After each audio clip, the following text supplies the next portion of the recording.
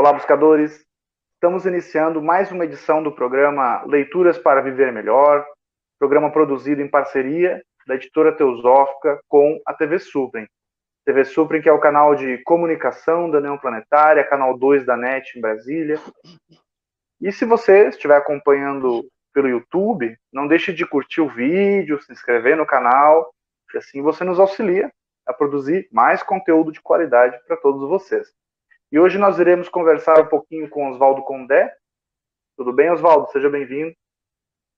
Olá, tudo bem? Prazer. Gratidão pela sua disponibilidade. Oswaldo já esteve aqui conosco em mais de uma ocasião, comentou artigos publicados de sua autoria na revista Sofia, e hoje iremos abordar um outro artigo. Oswaldo é um escritor, um grande pesquisador, tem vários artigos publicados, tem vários livros também publicados. Depois ele vai falar um pouquinho sobre o seu mais recente lançamento, que está relacionado, de certa maneira, ao tema abordado hoje. Ele também é membro da Sociedade Teosófica, conferencista, organizador de eventos, uma pessoa aí bem conhecida de quem estuda religiões e misticismo. Tem muito material na internet dele, vídeos, palestras e assim por diante. E o tema que a gente vai falar hoje é um artigo de sua autoria, publicado na revista Sofia número 37, revista Sofia, que é uma publicação da editora Teosófica, intitulado Rumi, o mestre da poesia mística. Oswaldo, certamente muita gente já ouviu falar do Rumi, muitas pessoas conhecem a sua história, mas tenho certeza que para muitos é um tema desconhecido, e mesmo para muitos que conhecem, às vezes conhecem superficialmente, né? Não conhecem muitos detalhes de sua vida. Então acho que a gente poderia começar apresentando quem é Rumi, por que essa figura é importante, por que estamos falando dele aí quase um milênio depois de sua vida. Conta um pouquinho para nós a história, a relevância desse grande poeta. Então, é uma grande honra e, ao mesmo tempo, também uma enorme responsabilidade apresentar, para quem não ainda conhece ou tem poucas informações, Jalaluddin Rumi, né? Jalaluddin Rumi é considerado o maior poeta que escrevia na língua persa, né? Ele e o Attar, né, Omar Khayyam, são os grandes poetas, escritores de língua persa. Em 1999, o autor mais lido nos Estados Unidos não era nenhum autor que escrevia em língua inglesa. Por incrível que pareça, era Rumi, um autor que escrevia originalmente em persa, né, que é a língua, obviamente, falada ou farsi, que é a língua normal, vamos dizer assim, a língua tradicional, normal do Irã, que, diga-se passagem, tem péssimas relações com os Estados Unidos nesse momento, naquela época, em 99, e ainda hoje, infelizmente.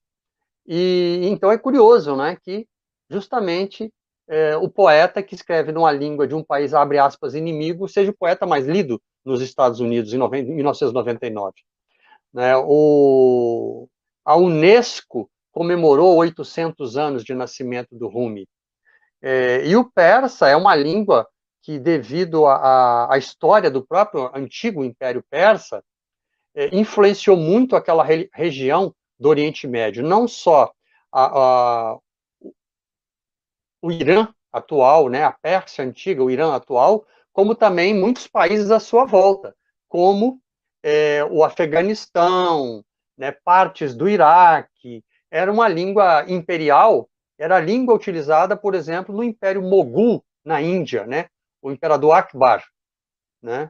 O Imperador Akbar usava a língua da corte do Imperador Akbar, dos imperadores mogóis, né, da Índia, era o persa. A primeira tradução dos Upanishads para o latim, feito por Anquetil du Perron, que era um padre francês, foi feito baseado numa tradução dos Upanishads feita para o persa, mandado fazer pelo bisneto do Akbar, o Dara Shikoh, filho do Shah Jahan, que construiu o Taj Mahal. Então, o persa era uma língua, a influência persa era muito grande. E o Rumi, então, nasceu em Balkh, no Afeganistão, e devido às invasões exatamente dos mongóis, a sua família foi caminhando na direção da Turquia e finalmente se estabeleceu em Cônia, onde o Rumi passou a maior parte da sua vida adulta e aonde ele está enterrado, né? O mausoléu do Rumi, né, fica em Cônia. E ele é muito famoso, não só pelos seus poemas magníficos, né, que são poemas de exaltação do sagrado, da busca da unidade, né, que é um tema muito querido e importante dentro do Islã, já que o Rumi era muçulmano, e ele deu origem, o trabalho dele, através do seu filho, Sultan Valad, deu origem àquilo que nós chamamos hoje da escola Mevlev. Mevlev quer dizer nosso mestre, né? Mevlev quer dizer mestre, né? Então, Mevlev, Maulana, quer dizer nosso mestre. Rumi é chamado de Maulana, Mevlev. Mevlev de Jalaluddin Rumi, né? Rumi porque ele nasceu numa região que era de influência de Bizâncio também. Então, daí, Roma. Ele era um expoente do sufismo, né? O que é o sufismo? É o lado esotérico do Islã, como a Kabbalah é o lado esotérico do judaísmo. E tudo começa com o encontro dele, quando ele tinha por volta de 40 anos e tinha 10 mil seguidores, né? 10 mil seguidores em 1200 e tal, né? 1250, 1240, né? Da nossa era muita gente, né? Sem a mídia digital de hoje, sem as mídias de hoje, né? Sem os jornais, as revistas, as TVs, os cinemas, né? Toda a mídia digital de hoje, ele tinha 10 mil seguidores. E ele encontra com um derviche errante chamado Shams, né? Shams quer dizer sol em persa. Esse derviche chamava-se Shams de Tabriz, ou seja, o sol da cidade de Tabriz. E esse derviche, então, causa um profundo impacto na mente e no coração do Rumi, de tal forma que ele abandona todos os seus seguidores e torna-se seguidor de um derviche esfarrapado, de um derviche errante, né? Um kalandar, né? No Paquistão eles chamam de kalandar. Kalandar quer dizer derviche errante, um derviche que não tem um templo onde ele fica, onde ele habita. Ele vai de vila em vila pregando e muitas vezes também cantando e recitando poemas de cunho espiritual. Então, Rumi abandona seus seguidores e torna-se um discípulo de Shams de Tabriz. E passa 30 dias, os dois trancafiados numa casa, onde naturalmente o Shams dá a ele uma iniciação, transmite a ele conhecimentos e passa para ele aquilo que na linguagem sufi é chamado de baraka, que quer dizer poder espiritual, ou darshan, na tradição hindu. Eu sei que tem várias versões de como que o Shams apareceu a primeira vez. Conta para nós uma delas aí, a que você acha mais interessante. Então, tem umas duas versões que dizem respeito ao Rumi estar à beirada de um poço, examinando livros, estudando, né? Que ele era um jurisconsulto. Na tradição islâmica, você tem 4 linhas de jurisprudência islâmica, né? E ele é especialista nesses assuntos. E também quando as pessoas tinham dúvidas sobre Sharia, sobre a lei, sobre legislação, e consultavam com ele. E ele tinha, como dissemos, mais de 10 mil alunos. Então, ele dava aula nas madraças, nas escolas religiosas, né? Fazia discursos muito concorridos. E aí ele estava examinando os livros na beira de um poço e, de repente, vai passando um mendigo esfarrapado e o mendigo pergunta para ele o que é aquilo, se referindo, apontando para os livros, aquela pilha de livros. E aí o Rumi, né, que esse mendigo miserável e aparentemente ignorante sabe sobre livros, sobre leis? Ele vira para o mendigo e diz um pouco arrogantemente assim, né? Isso não é da sua conta, você não sabe o que é isto. Aí o mendigo se aproxima, faz um gesto brusco e atira os livros todos dentro do poço. E aí o Rumi olha e vê os livros dentro do poço, né? E as páginas se desfazendo, né? A tinta sumindo nas páginas. Os livros eram coisas raríssimas, eram livros herdados do seu pai, que era também um jurisconsulto, um CAD, um juiz, uma pessoa especializada também em leis e tal. E aí o Rumi fica desesperado e eles pegam, né? O Rumi cata os livros assim desesperados. Aí quando ele pega os livros e vai examinar os livros estão absolutamente secos, intocados. Aí o Rumi arregala os olhos, meu Deus, mas o que é isso? Né? Um fenômeno, né? O que é isso? E olha na direção do Shams. Aí o Shams vira para ele assim: você não sabe o que é isso. E vai embora. Aí o Rumi fica louco, né? Fica desesperado. Este é o programa Leituras É, para Viver Melhor. Hoje estamos conversando com Oswaldo Condé sobre um artigo publicado na revista Sofia, número 37, publicação da editora Teosófica, intitulado Rumi, o mestre da poesia mística, de sua autoria. Nós iremos para um rápido intervalo e voltamos daqui a pouco. Até já.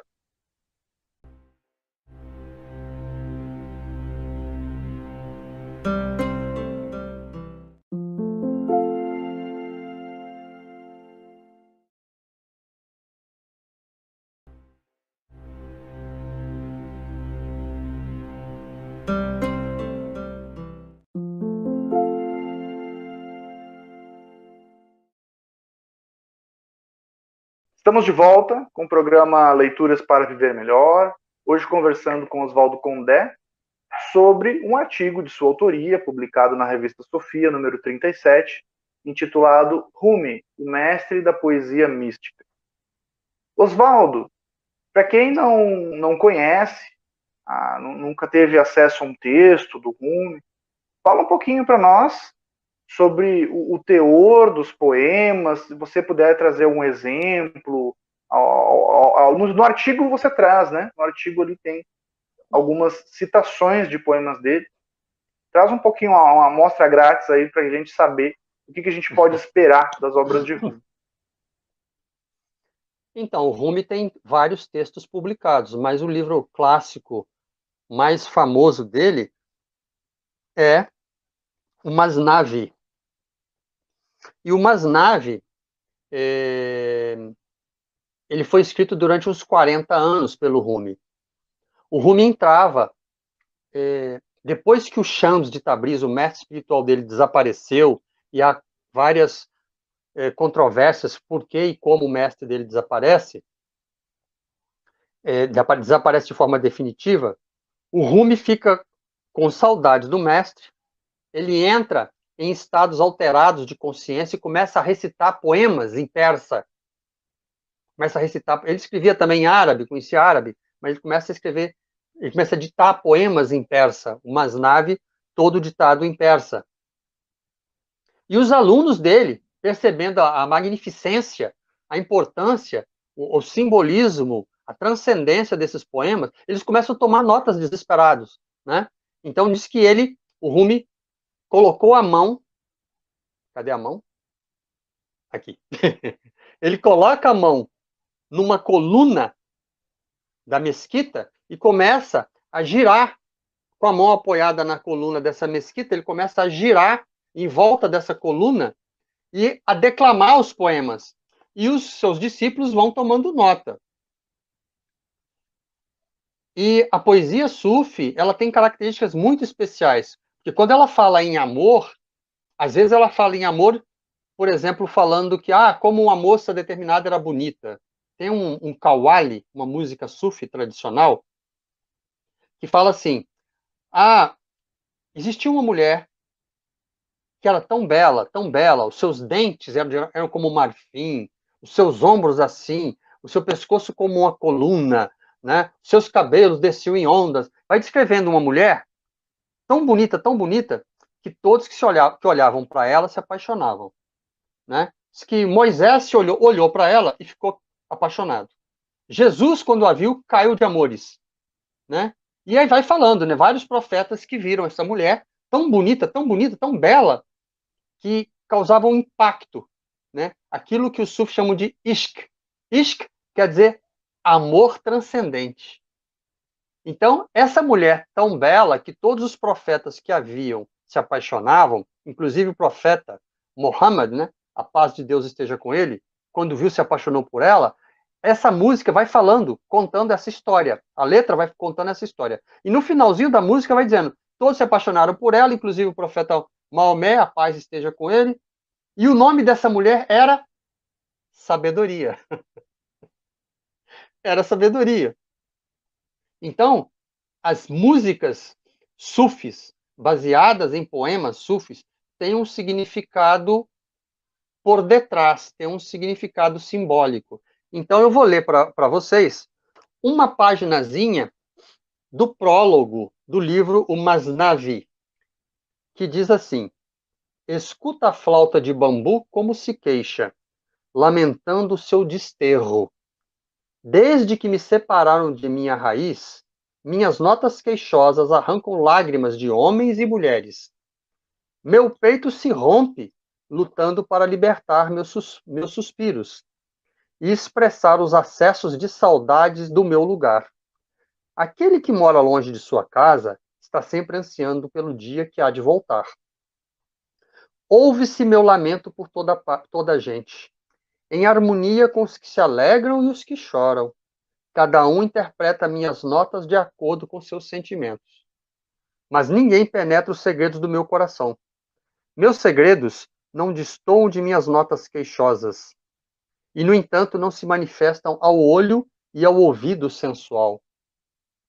Nenhum véu esconde o corpo da alma, nem a alma do corpo. E, no entanto, homem algum jamais viu uma alma. O lamento da flauta é fogo, e não puro ar. Que aquele que carece desse fogo seja tido como morto. É o fogo do amor que inspira a flauta. É o amor que fermenta o vinho. A flauta é confidente dos amantes infelizes. Veja, dizem que esse poema do Masnavi, quando ele é recitado em persa, ele causa, e a pessoa obviamente conhece a língua persa, ele causa um impacto tal que ele altera o estado de consciência. É mágico, é mântrico, causa um estado alterado de consciência. A flauta que está queixosa do lugar de onde ela saiu, a flauta que é feita de uma cana de madeira, cana de um vegetal, não cana de açúcar, mas uma cana como um bambu, tirado da beira do riacho do bambuzal onde ela estava, ela é tirada de lá, cortada, perfurada, coloca a embocadura e então se faz a flauta turca, que chama-se ney, turco-árabe chamada ney. Então, quem já ouviu o som do ney, percebe como ele é queixoso, ele é lamentoso, ele é doce, né? Ele é pungente, é um som pungente. Então, essa flauta simboliza o quê? Essa flauta com perfurações simboliza o quê? O homem, né? A flauta ela tem perfurações como o homem tem, as aberturas de contato com o universo externo. A flauta simboliza o homem que saiu do seu lugar de criação, né? Do lugar da criação da divindade. Foi criado, o homem foi criado pela divindade. E ele está afastado da divindade, tal qual a cana que foi arrancada do canavial para se tornar a cana, a madeira que foi tirada do canavial para se tornar uma flauta. Então ela anseia, ela tem saudade. Esse anseio, essa saudade é a busca da unidade, tão cantada pelos sufis e pelos muçulmanos. E aqui ele vai dizendo no final, né? Esse é apenas um trecho. O lamento da flauta é fogo, e não puro ar. Que aquele que carece desse fogo seja tido como morto. É o fogo do amor que inspira a flauta. É o amor que fermenta o vinho. Ora, como é que o amor pode fermentar o vinho?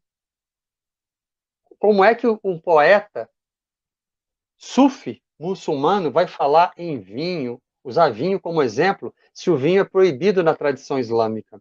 Então ele não está falando do vinho comum, está falando de um vinho que é fermentado pelo amor. Um vinho que é fermentado pelo amor e que é o próprio amor. O... Tem um escritor árabe, sufi também, que tem um texto chamado O Elogio ao Vinho, onde ele fala: bebemos um vinho que foi produzido antes da criação do vinhedo.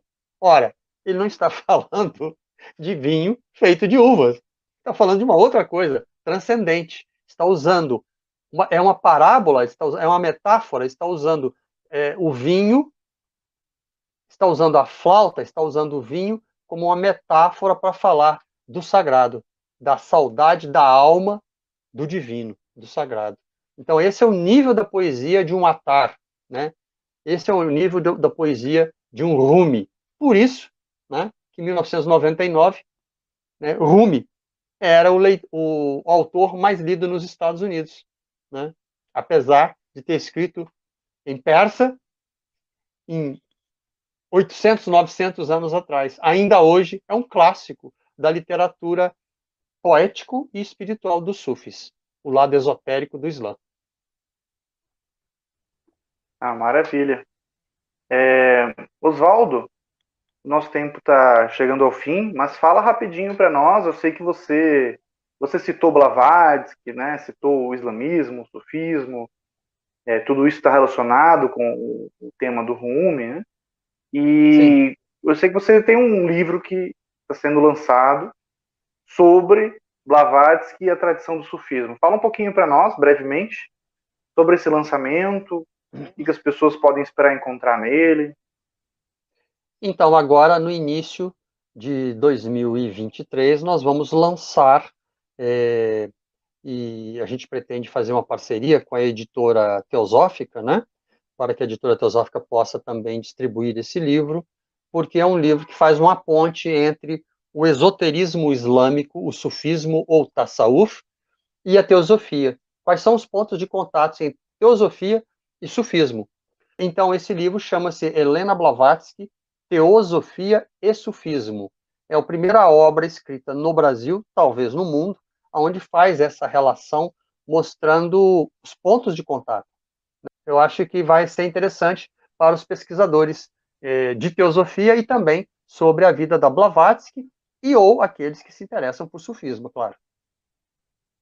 Ah, com certeza. Fica aí o convite, então, para posteriormente cada um pesquisar e adquirir o livro. Ele vai estar disponível também nos canais da editora Teosófica. Este foi mais um episódio do Legal. programa Leituras para Viver Melhor. Hoje conversamos com Oswaldo Condé sobre um artigo de sua autoria publicado na revista Sofia número 37, intitulado Rumi, o mestre da poesia mística. Até a Nós vamos próxima ficando por vez. aqui e até a próxima.